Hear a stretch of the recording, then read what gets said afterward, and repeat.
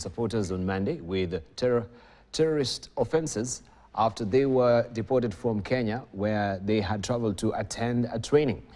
There are 36 people who are members of the Forum for Democratic Change, FDC, one of Uganda's biggest opposition parties, denied the charges.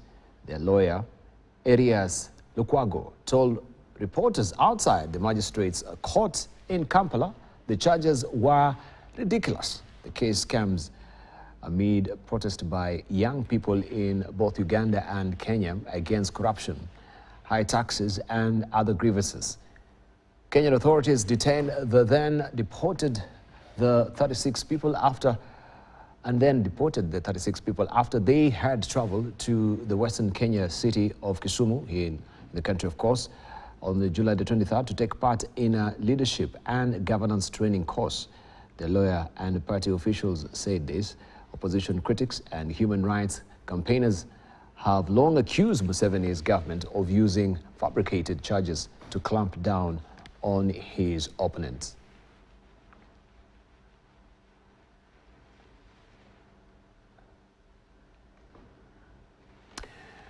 And Turkey's parliament has approved a motion to deploy its armed forces to Somalia, including to the country's territorial waters. The two operations aimed to support Mogadishu's counter-terrorism operations and comes months after the two countries signed a defense and economic cooperation deal. Al-Shabaab has been waging an insurgency against the Somali government since 2006 in a bid to establish a fundamentalist Islamic state. Turkey has been providing training, assistance, and advisory support to Somalia for more than 10 years, working to restructure its defense and security forces. But Turkish officials say economic challenges have prevented Somali armed forces from being fully effective. Earlier this month, Ankara said it will send an exploration vessel off the coast of Somalia later this year to search for oil and gas as part of hydrocarbon cooperation deal between the two countries.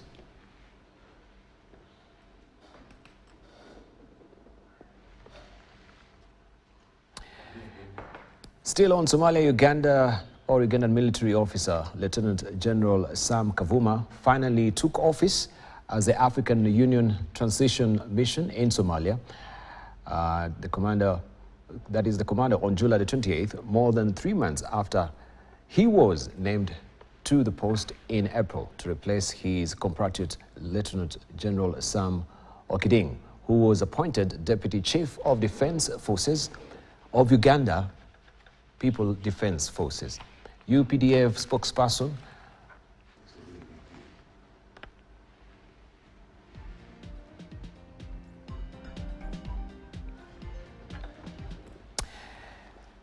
across the borders to Tanzania, where the Chinese Communist Party CCP has escalated its training of African Party and government officials as part of CCP General Secretary, that is Xi Jinping's new model of party relations, particularly in the global south. An indication of this renewed emphasis is the Mwalimu Julius Nyerere Leadership School, launched in 2022. The Nyerere School trains ruling party members from the former liberation movements of Southern African Coalition. We have Angola, Mozambique, Namibia, South Africa, Tanzania, and Zimbabwe. Despite its economic growth, China's political model has not been something to which many African citizens aspire. Nearly 80% reject one rule. Yet, as many African scholars argue, China's party and governance training has the potential to entrench single dominant party models in Africa. This escalation in CCP party training is happening against the backdrop of major democratic setbacks in Africa in recent years.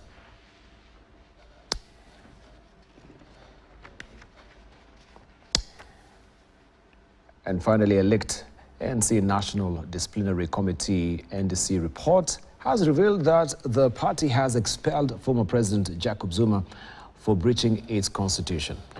The charged member is expelled from the ANC The charged member has the right to appeal to the National Disciplinary Committee of Appeal within 21 days.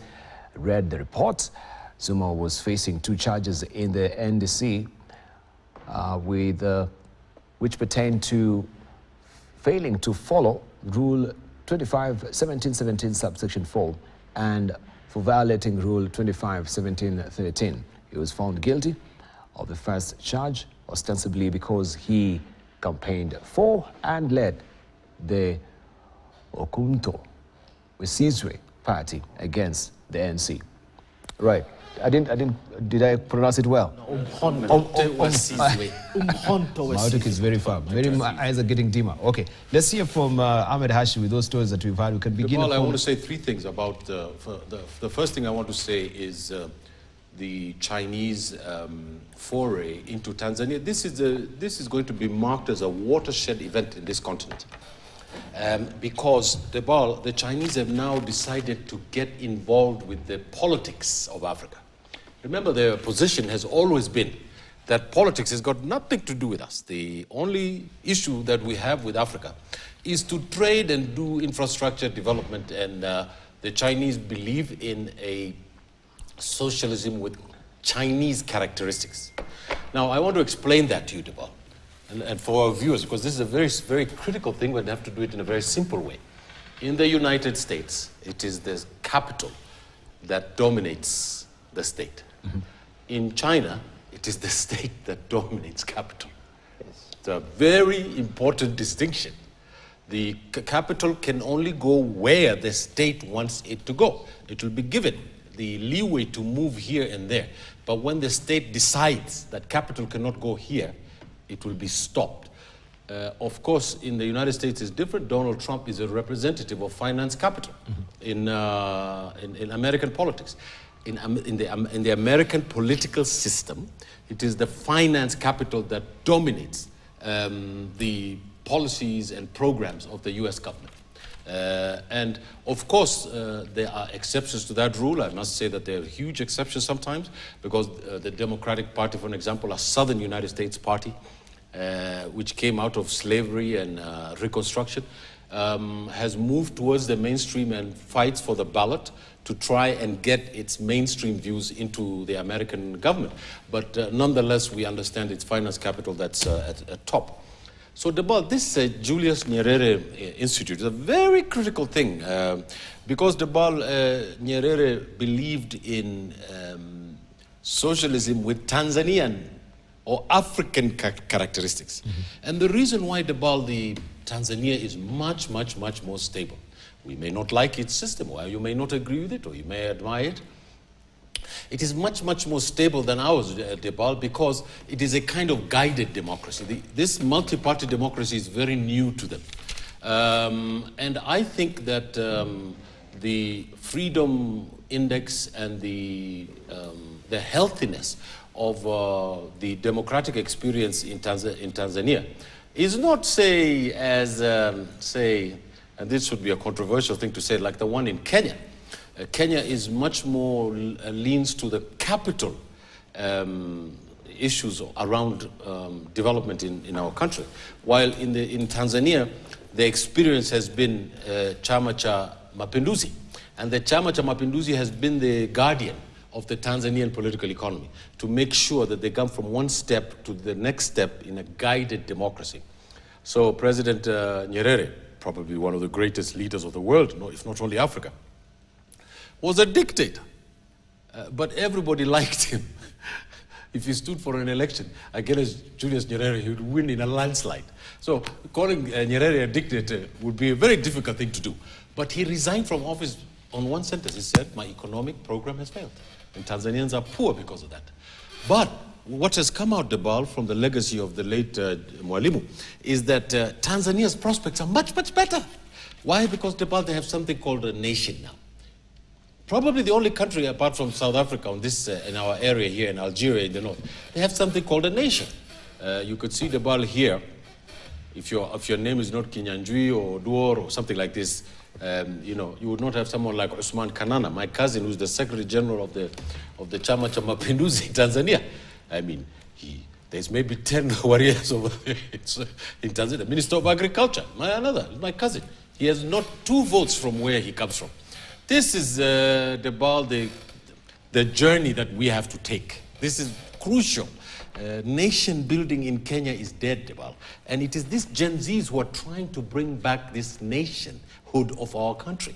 That we have, for the first time in our nation, a popular national democratic movement that wants to bring an ethos of non-tribalism, non-corruption, all these pathos that we in Kenya have been meddling around for a very long time. Right. Secondly... Before we go to the second, please, let's just allow also Hassan Kanenya to contribute, then we'll come back to you. Okay. There is the issue of, we can see, where the CCP is trying to drive this agenda of the one-party rule. If we may juxtapose that with what is happening in the country, the quest that we can see for a super, sort of a Kenya Kwanza coalition or a super mega UDA party. We've seen what is really happening, and how is it a threat to the multi-party democracy, especially in Africa, that we are gravitating back to where we were before. You know, a chama that will rule forever for the next 100 years. Very important. Right? Very important. Go ahead. One question that was asked, I think George Bush, second. And the question, well, no, I think it was Reagan, that are you better off now than you were 5 years ago? 4 years ago? It's Reagan. It was Reagan. Now, the question is, I think we need to be very careful in the way we analyze this. From my understanding and from what I read with regard to interactions between Beijing and countries such as Tanzania or even Kenya, they are not asking those countries to have one party. They are sharing how they run their party and how their party features into development. Now, some of us on this table have been to China and have been to almost all Western countries too, and have lived in this Kenya when we had one-party rule. The one-party rule here, the way it was, is actually very different from the one-party rule in China. Now, the CCP, they've literally created a working machine using that party. But then with the discipline that has transformed Chinese economy into where it is today. And by all sense of measure, from east or from west, it's poised to become the largest economy in the world in maybe a decade.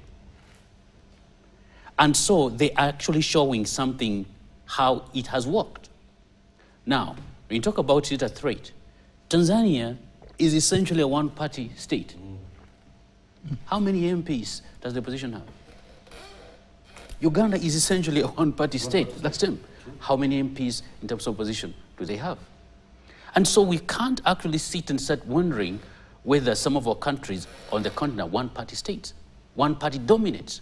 In this country, we almost became one-party state recently. Yes. You know, because the moment you have one party that is so dominant, then it's a one-party state.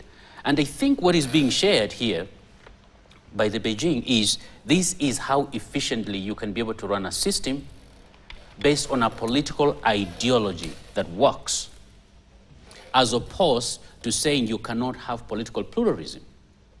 I did some interview prior to the election in Rwanda. Now, Kagame is in no way a liberal democrat in the manner in which we know him. But again, for many Africans, if they were to pick Rwanda and Burundi, for instance, where do you think they're going to go? You see? Very quickly. Yes. Now, RPF, while there are other political parties, Rwanda is essentially, again, a one-party state. And so we have also to be very reflective and critical in the way we actually approach this. Of course, a lot of the narrative, which many a time also comes from, you know, liberal democratic ideologues, as well as our friends and media from the West, we need to look at it holistically with regard to our own unique circumstances. Now, a lot of us who were under the one-party authoritarian dictatorships, of the yesteryears, of course, the manner in which it was executed, in fact, it did not add to the country. It took away from the country. We became poorer, actually, especially in the 1990s, even though that part of it had to do with the changes in the global geopolitics. But Tanzania, the direction it's going, despite it perhaps not having the kind of civic activism and political space we have, it's a lot more unitary and united country. And ideologically, the ruling party seems to have a lot more of an ideological foundation than our political parties, you see. And perhaps it closely mirrors what the Chinese are doing, and that is why perhaps may even become more attractive, because the truth is, market socialism is working for China very well. And it's market socialism that has taken 600 million people out of poverty. And today, when you walk into any medium city in China, it looks like New York, except that it's cleaner, more organized, and more modern. And the truth is, you can't argue with facts. And it becomes very challenging to say, well, your system doesn't work, but guess what? I'm making everything that I'm selling to the rest of the world. Yeah, it's good. It's good. No, I think there is always a misconception about political parties. Dominant political parties are liberation parties because they have the moral gravitas and the attractiveness to their people. That was the Democratic Party in America, and the Republican Party that came later. Because these were the parties that were players in the American Revolution. And therefore, for almost 100 years, they ruled. Before the coming of the other party, the Republican Party, the Democrat Party ruled as one party state because it was riding on the wind of liberation, American liberation. And the same is true of many African parties. We have just mourned the decline of ANC in South Africa because of the defeat, and now it has been to be forced to be in marriage with the same party that against which it fought during the apartheid era, which we're mourning. Tanzanians have managed to retain their own party by virtue of what their party is doing. Yes. And whenever the party is under attack, they look at where it has been attacked and make amendments.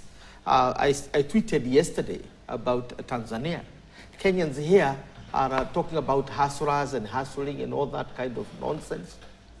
When Tanzanians are in serious business, we are condemning our infrastructure as railways to nowhere and so on, as readers, which is funny. At that same time, Tanzania has built 2,000 kilometers of SGR. Yes. And this is not a train that's going on a diesel like ours. Electric. It is electric. Ours is moving at 120 kilometers per hour. The Tanzanian one is cruising from Dar es Salaam to Dodoma, from Dar es Salaam to Mwanza, from Dar es Salaam to Tabora at 160 kilometers per hour. How are you going to catch up with Tanzania? Why? Because they have a cohesive leadership. Here we are talking about broad-based or wide-bottom governments and all these big jargons that we are manufacturing every day in place. I mean, it's a country that is losing its sense of direction because we are arguing here about multi-party and multi-this. I am sure if Kano maintained its development record that we had in the 1960s, if Kano did not go the repressive way and the stupid nonsense of Kano Youth Wingers and Jeshi la Mzee and others, it would have ruled until cows come home. Yep.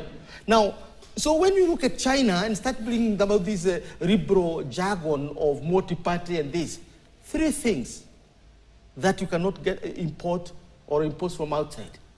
One is governance. Good governance cannot come from outside. Two, you cannot impose democracy from outside. Absolutely. right? And another thing you may not easily impose from outside is modernity. How we are going to modernize. Because we are modernizing ourselves. We are not modernizing others. Therefore, modernity and what we become cannot. So when you talk about China, and you talk about China as a dictatorial, authoritarian and all that, don't buy the Western jargon. China is a multi-party state. It has the Communist Party of China as the registered and all these party, because it's the party of liberation. It's not very different from the Democratic Party. It is not different from CCP. Then there are 8 more parties. They are called small parties. Why are they small? Because they are overwhelmed by the success of CPP. That's all. If CPP today fails to deliver, now look at it. From 1978 to date, China has managed to pull 850 million of its people from abject poverty to moderate income, meaning you can have 3 meals a day, you have a job, majority of the people have a job, and so on. 2, it has managed, I'm talking about the party has managed to transform 500 million of its people into middle class, meaning these are people who can consume.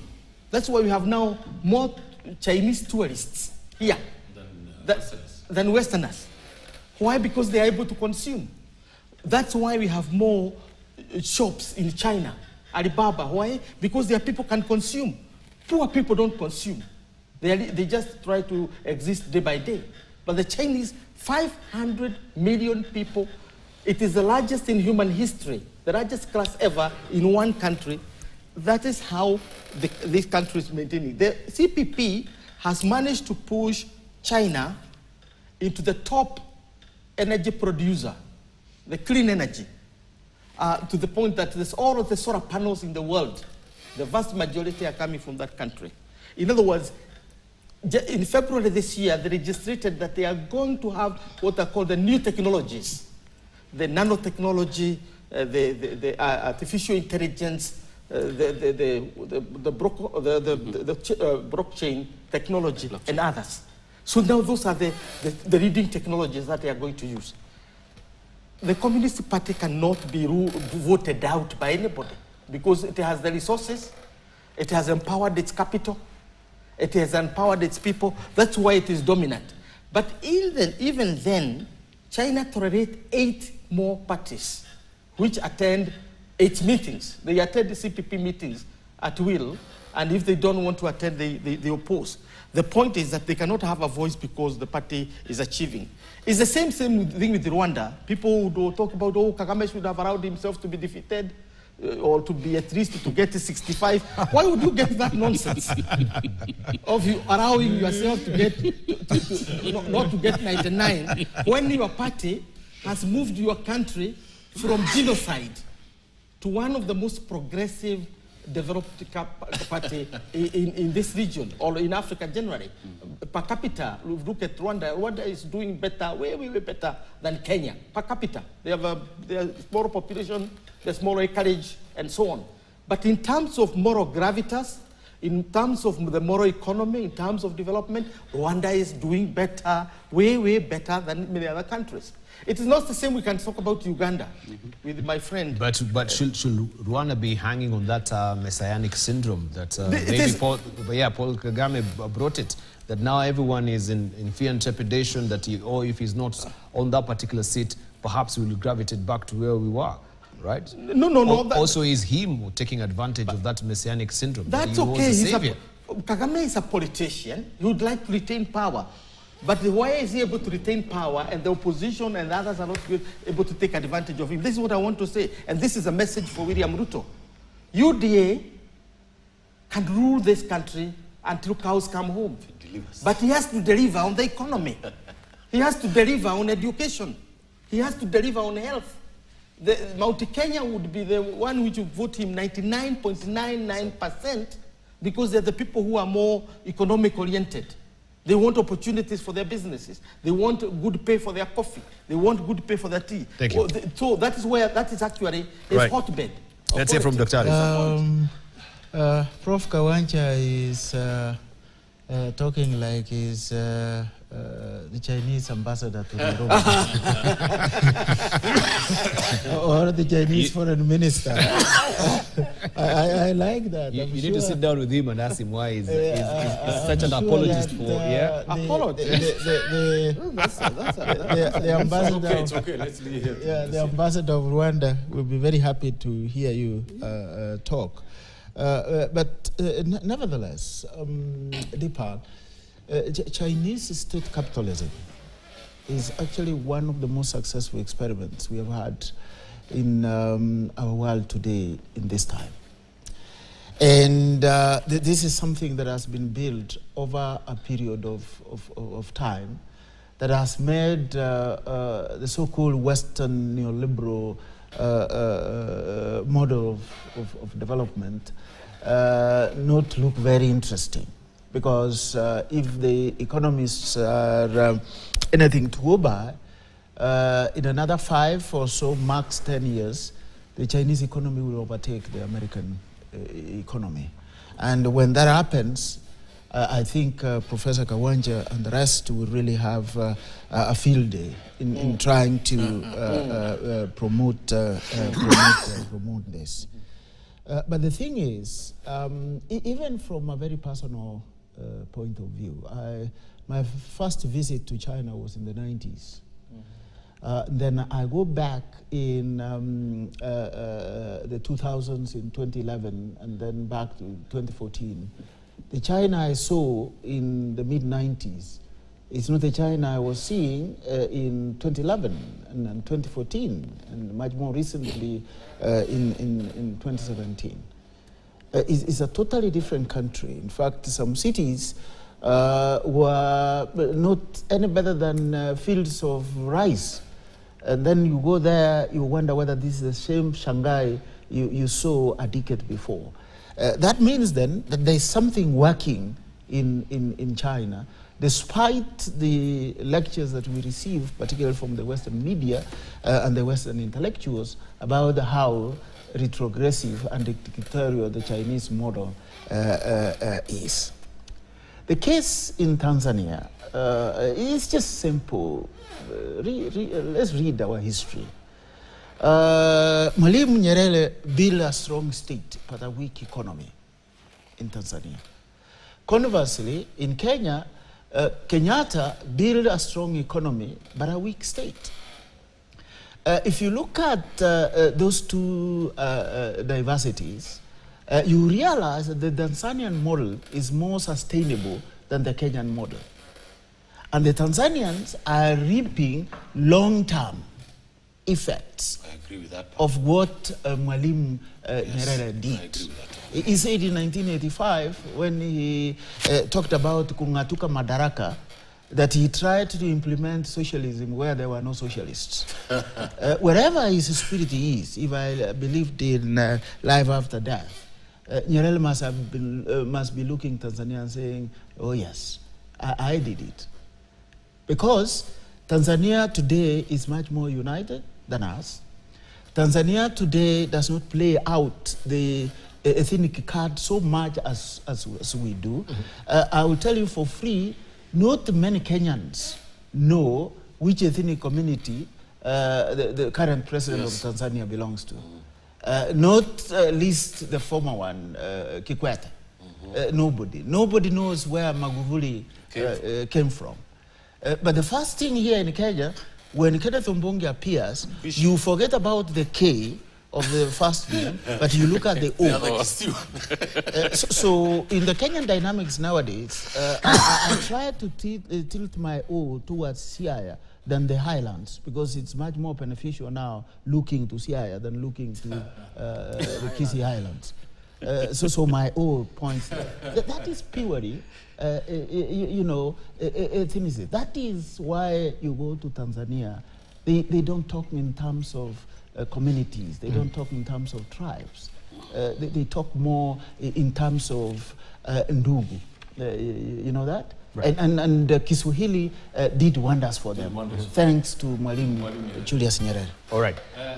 Just before, I wanted just to, because I can see we are also getting pinched for time, and it's important we discuss this as well, where Prime Cabinet Secretary and the CS for Foreign and Diaspora Affairs, Musalia Mudavadi, says Kenya's foreign policy is due for a review to adapt to the current country or the country's need and align with global trends. Speaking during the opening of a meeting to address the impact of the current foreign policy that was published in 2014, Mudavadi said a new policy will be all-inclusive with a focus on promoting national interest and values. Wanjiru has more. Both private capital and capital sourcing in the private sector, in the public sector. But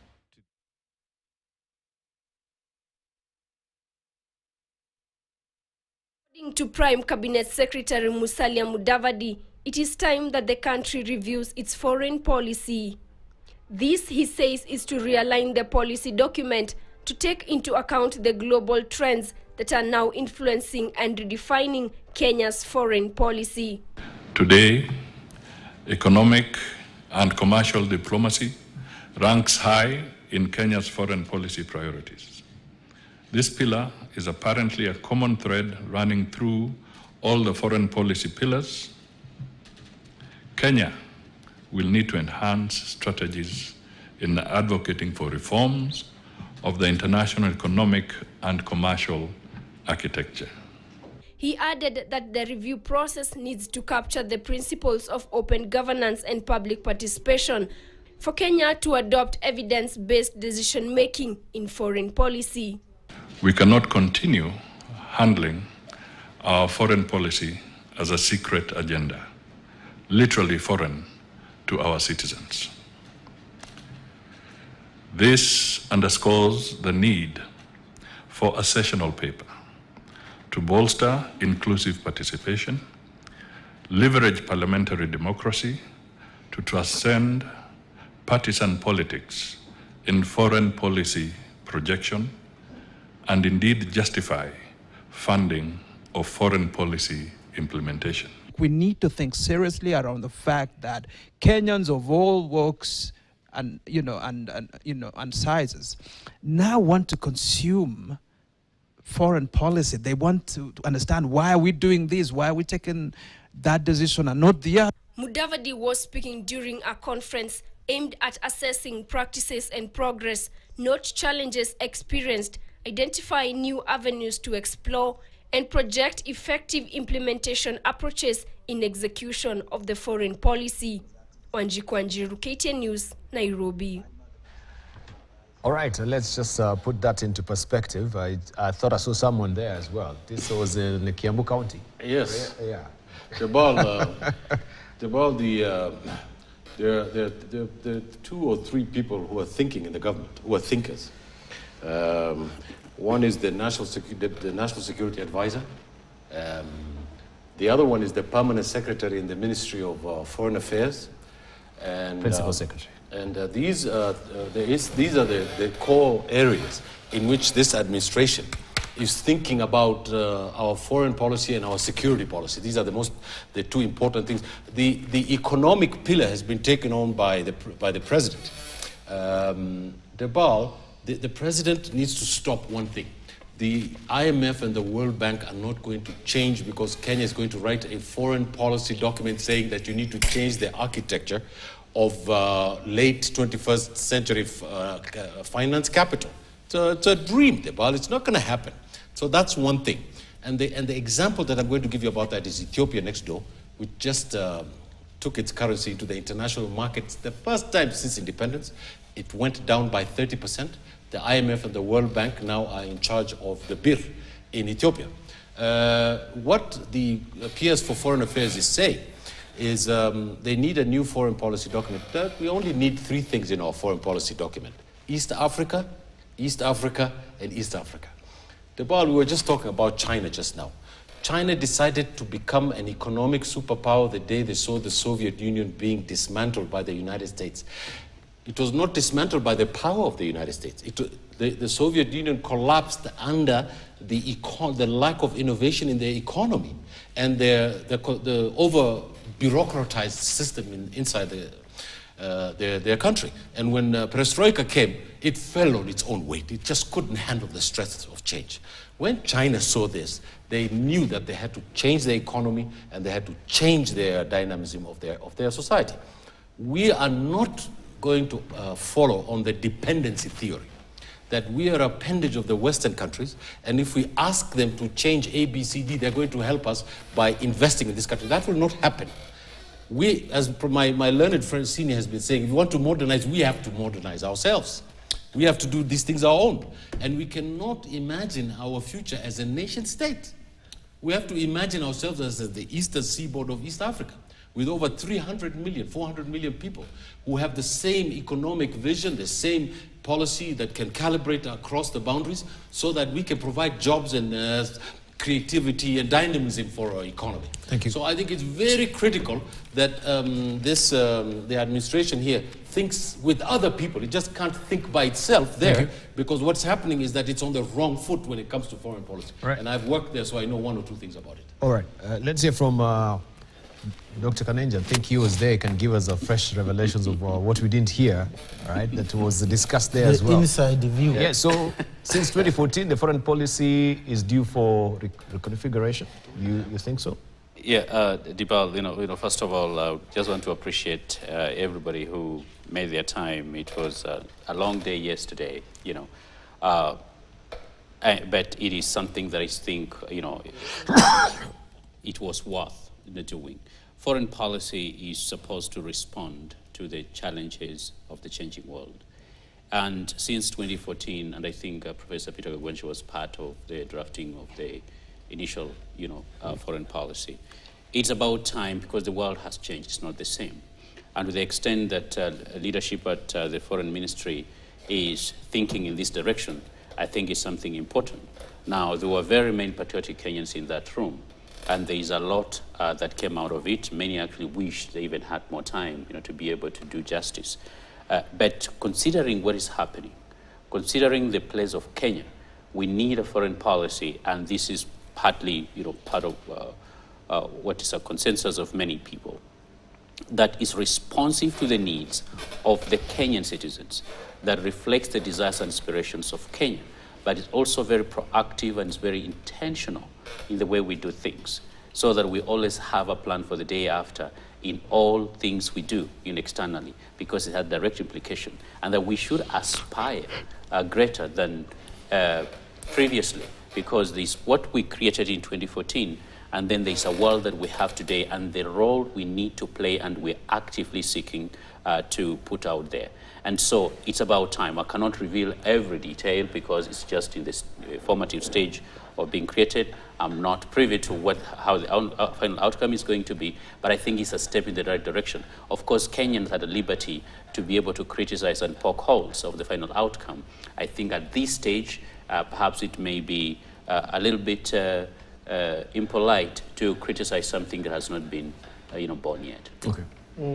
Well, I as Kanenja has pointed out, I was privileged to be the leader of the task force that drafted the first document on foreign policy. And it underwent a lot of deliberations for almost 10 years, because we finished it by 1997, 2007, sorry, 2007, and it went on being debated, looking at new pillars and everything, and it was published by Amina. I was there when it was being published. Yeah, in 2014, and Amina was part of the team that drafted that group. Kudisi Amolo was part of the team. Yep. Monica Zuma, I think, was part of the team, yep, and others.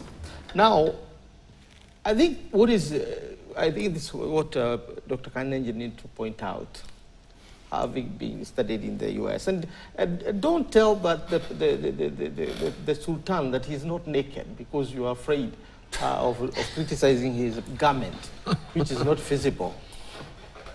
We don't change foreign policy.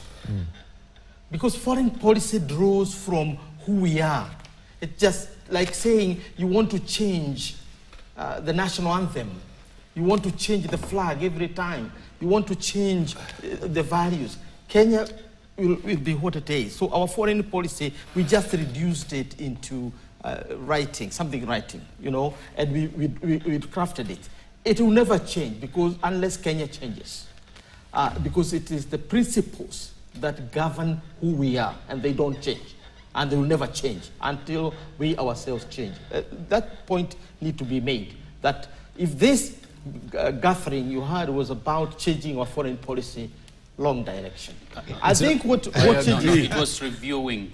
No, even reviewing. No, it's not reviewing. It's you cannot even review. Let's be clear about this. It's a good debate. Take it on us. What changes? What does? So when we did the foreign policy, it was given to President Kibaki. He nodded. Then we move to what must change every time. Is foreign policy strategy. Yes. It's a foreign policy strategy that changes. And that can even change within the year. So during the 2017, 2007, 2008, that time, we sat down after finishing with the foreign policy, and these are the pillars, these are the whatever, and everything, and freezing that. We now moved to foreign policy strategy. And we say we are going to look south. So we open an embassy in Brazil, you open another in Korea. We are also going to deepen our relationship with the North. So you open another embassy in Dublin. Never mind, we have an embassy in London. And then you open another in Madrid. So that was that time. The question is, at this time when we are now talking, what in our foreign policy strategy is going to change? We cannot change our foreign policy. We can only change our foreign strategy. We are now looking west. Is that the way to go? So you defend whether looking west, kowtowing to Western ideals, IMF and the World Bank is the way to go. Then for us, when we come to power, because we are coming to power, God willing, then we will say we have to be Kenya-centric. Yeah, this Africa-centric. The one who's doing this. Yes. Not Hassan. Hassan is helping, but the ideas come from remarks. PS. The music is up. Let me just begin with you. You want to comment on the foreign policy? We can actually carry over to next year because of interest of time. Yeah. Just 30 seconds, Ken Obongi. Well, that is where I want to close. But I'm glad I'm seated between two individuals who have been important in this. Our foreign policy needs to be partially derived on what we are doing domestically to create stability, feed our people, educate our people, and give them proper health care. Without that, the rest are just semantics. Right. The fundamentals of a foreign policy are unlikely to change, but the manner in which we pursue them is always something that has to reflect the dynamics of the international system. And we need to pursue it in a way that can advance our national interests effectively. And that is what the Kenyan people, I think, are expecting from the government. There is no East, there is no African in our foreign policy. There is no East in our foreign policy. It is not a foreign policy. It is a kowtow to Western powers, and that's a no-no for us. We have to balance our foreign policy because China and the Europeans did that on their own. We have to do our own economic development on their own so they can reflect in our foreign policy. All right, thank you. I think currently we don't have a foreign policy. We have